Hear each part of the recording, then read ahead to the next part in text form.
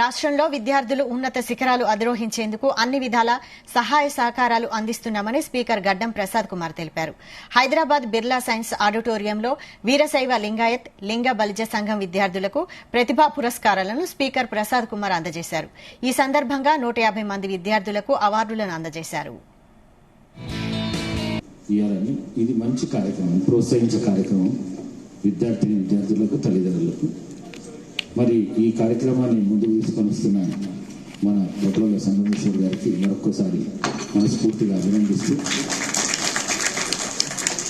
ఈ పురస్కారాలు అందుకున్న విద్యార్థులు ఎవరైతున్నారో ఇవి ఏమిటి కారణం ఏంటంటే ఇప్పటిదాకా మంచి చదివిండ్రు, ఇక ముందు ఇంకా మంచి చదువుకోవాలి, మంచి ర్యాంకులు తెచ్చుకోవాలని చెప్పేసి ఈ పురస్కారాలు ఇస్తాం.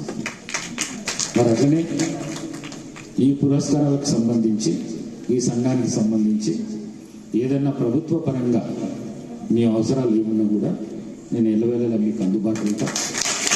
దాంతోపాటు ఈరోజు కార్యక్రమానికి రావాల్సి ఉన్న ఇద్దరు అతిథులు, ఒకరు ఈ రాష్ట్ర ఆరోగ్య శాఖ మంత్రి దామోదర్ రాజనరసింహ గారు, మరి మొన్ననే